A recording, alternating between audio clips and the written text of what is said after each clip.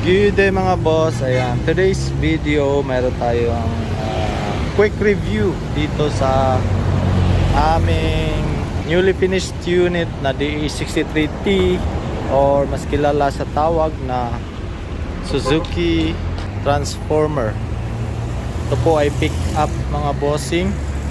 Ang kanyang specs, ang engine po nito ay K6A 660cc, 3-cylinder, 12 valve, powered by gasoline mga boss.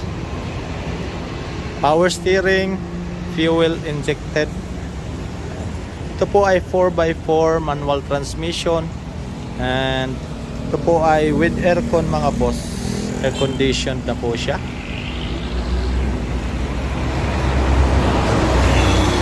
As you can see mga bossing, loaded na siya.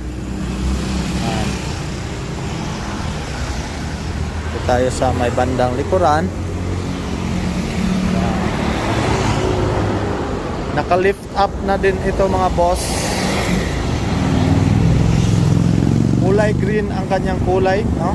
Napakatingkad ng pagka-green niya mga bossing. Kung mapapansin nyo yung display dito nung nakaraan, yung green din, yun ay sold out agad yun mga boss. Dito natin simulan mga bossing sa kanyang customized stainless bumper. Meron tayong design dito, naka-paint. As you can see, GRP, ADC mga boss. Meron 4-wheel drive. Dito naman sa kanyang gilid mga bossing, ito yung kanyang fender light. Yan. Meron tayong hot terrain na tire mga boss, brand new. Chukuy! Chukuy! Yan, and meron tayong brand new na mags din. Naka-lift up po tayo dito sa harapan. Sa kanyang braking system mga boss, disc brake po ang kanyang harapan. And meron tayong stainless naman dito. Napakatibay nito mga boss. Stainless side stepboard. Yan. Ito yung capacity niya. Dito naman sa kanyang tank, ito yung gas tank cover. Yun yung kanyang tangke. Napakalaki mga boss. Kung hindi ako magkakamali, nasa 37 liters to 40 liters yung capacity ng kanyang tangke. Yan dito sa likod mga boss, yan, lift up na po yan, and naka drum brake dito sa likuran mga boss. Siyempre yung ating ADC signature na canopy mga boss. Ganda nito, so sobrang solid, napakatibay niyan. Pagdating naman sa kanyang cargo space, yung kanyang cargo capacity ay kaya niya magkarga from 500 to 750 kg or more. Yan, depende na lang yan sa inyo. Pero sa advice ko, iwasan po nating mag-overload.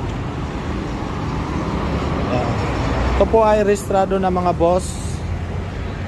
Meron na siyang LTO plate na original yan mga boss. And meron tayong mudguard dito. Ito yung kanyang backlight and yung tail light, ang kanyang tail light. Dito naman matatagpuan ang kanyang, dito sa ilalim, ang kanyang spare tire mga boss, dito sa bandang likod na ilalim.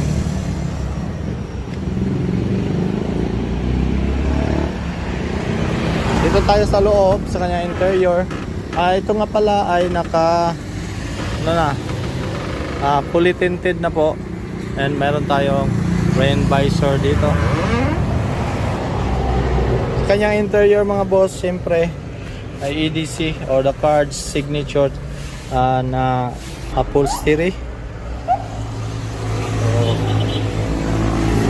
Maluwang po ang loob ng DE63T.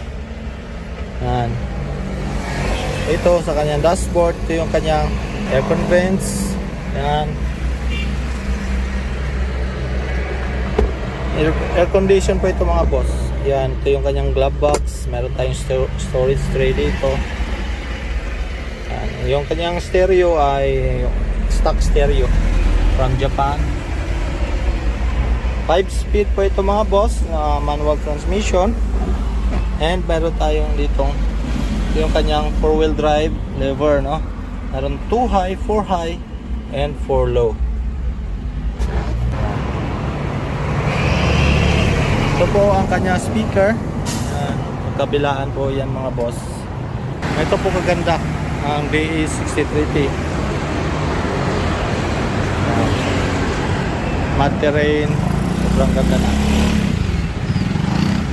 Price nito mga boss, 270,000 pesos.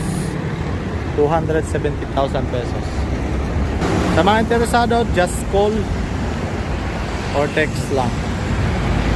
Yun lang po mga boss. Thank you for watching. Bye bye.